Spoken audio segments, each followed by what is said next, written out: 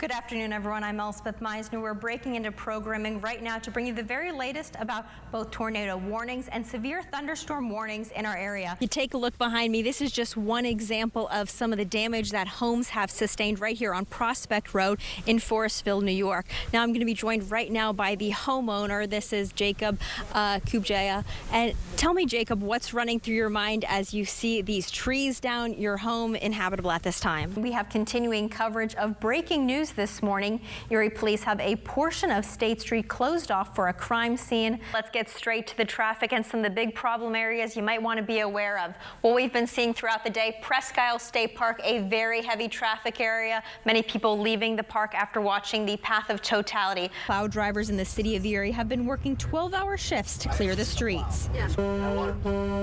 Just about anybody that wants to work from the Public Works Department working.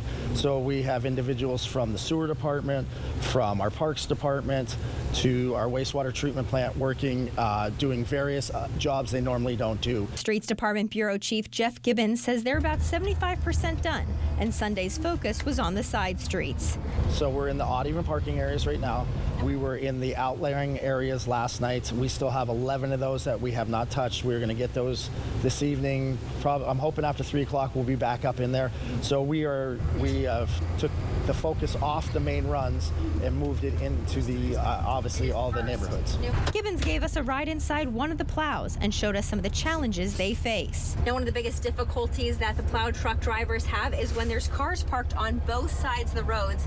They can't get through, which means they have to reverse their way out of the side streets and find alternative ways to get the roads cleared. We're just doing our best to work around you and work through. You just got to let us get through. But the ones that are in the way, if you can't remove it, we're going to have to remove it. He says the process can be taxing, but there's ways residents can help the drivers out. Give us the room we need.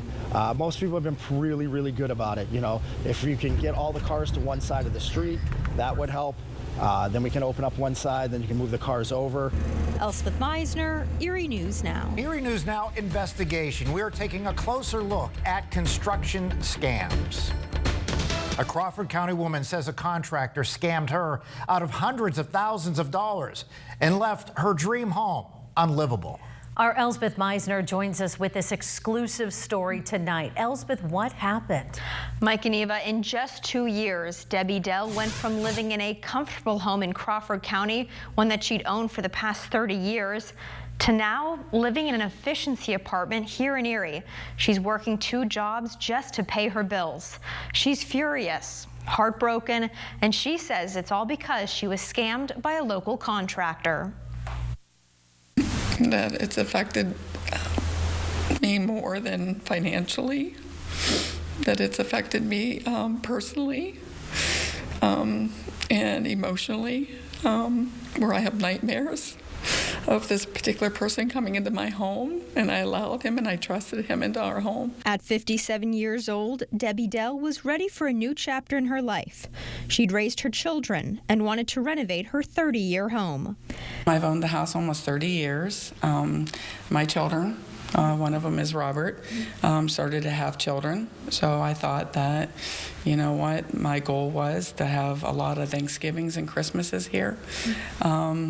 Because we were growing larger as a family.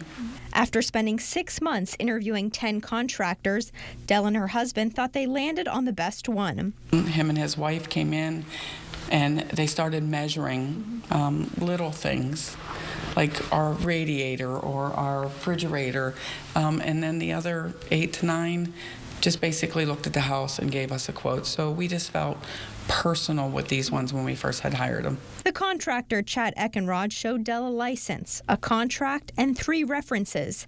The Dells felt comfortable with their decision and made the first of many cash down payments, with work set to begin in January of 2022. I was to live upstairs, and they were to renovate the downstairs, and then we would reverse it, where I would live downstairs and then I would move upstairs. This was supposed to still be livable. But as time went on, there was little small things, because we do have cameras of the house. Came home, our water was running. And he said he had busted a pipe and that the water had ran. More red flags appeared, but the final straw came 7 months after the project began. Last and final of July to shut down our electric, that we would have to go to the electric company. It wasn't just us shutting down it from the electric box. We called the electric company. We shut down everything. They told us that they needed to rewire the whole house. After that shutdown, the very next day, I came to the home and they abandoned the whole place. Dell reached out to state police, city police, and the township looking for answers. She got them, but not the ones she was hoping for. And at Salisbury Township said, hold on, just 1 second, and I seen her make a couple calls. And I heard her make the call, and she said, well, can you fax that over? And as they were faxing something over, she pulled it off the fax machine, she brought it up to the window, and she goes, is this your contractor? And I said, oh my gosh, that is my contractor. Well, the contractor used a different name we found out that he was actually in prison and that he was still on parole. Dell soon learned she wasn't the first person to fall victim to Eckenrod's scam. He was in prison for the same thing for the past 15 years, off and on, for contractor fraud. And that when he was in prison in 2020, of what we were told, that he got out of prison because of COVID, and they were the lowest, so they let him out, and he was still on parole, and that he did apply for a new contractor license, and he was initiated another contractor license, but he had used his wife's maiden name for that license.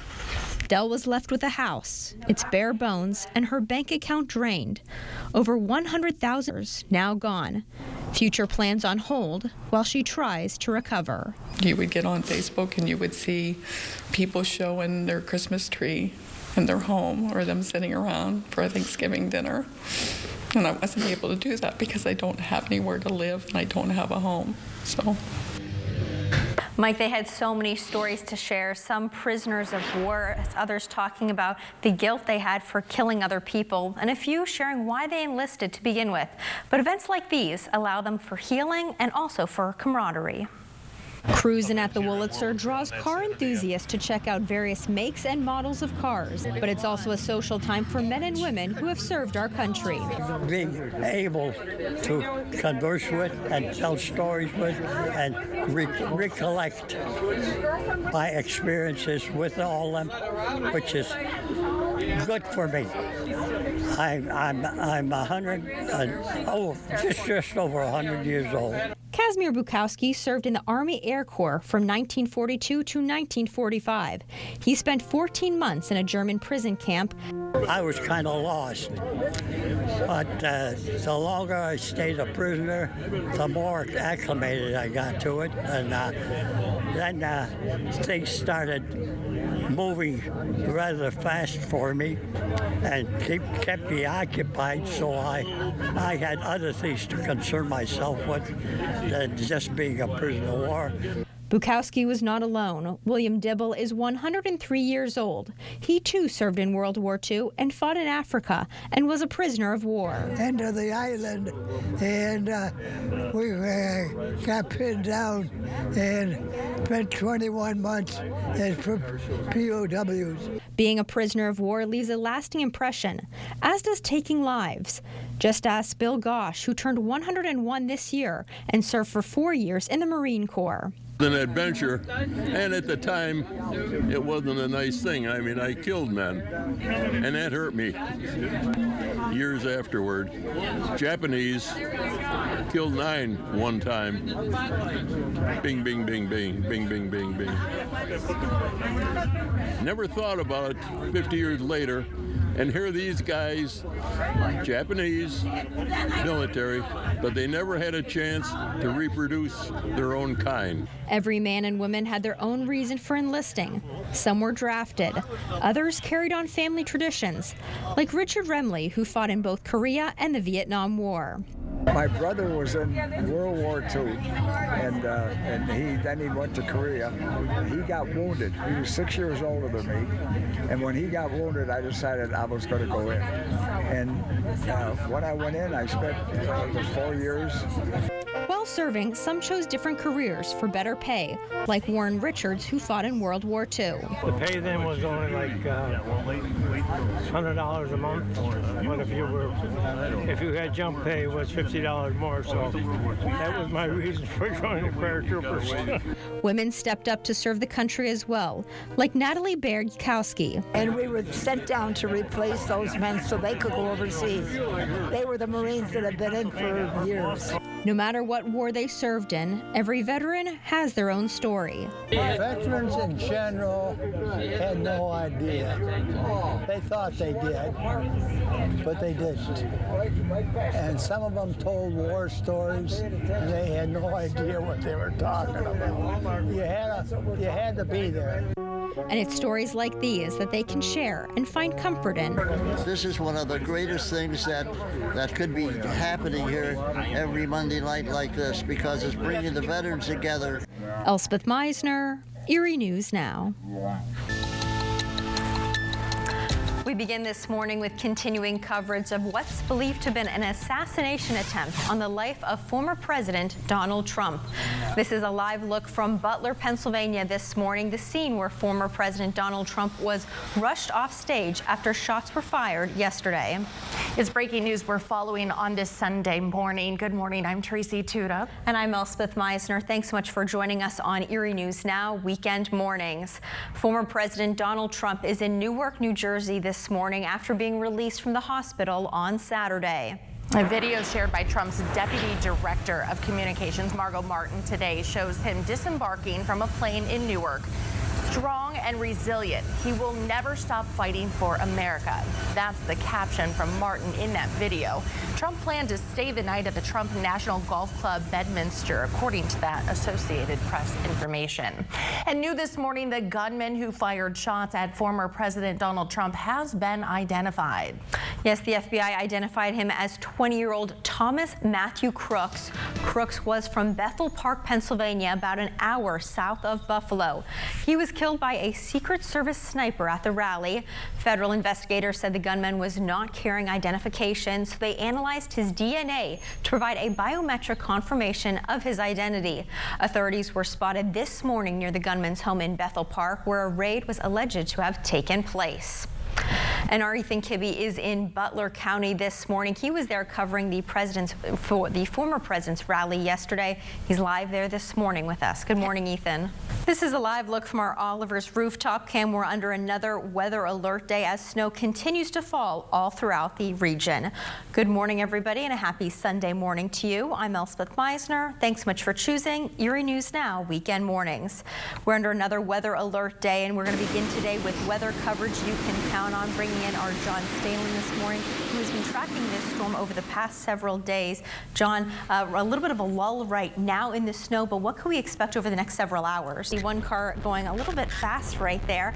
The road right now fairly clear, but definitely slow going for many vehicles out and about this morning.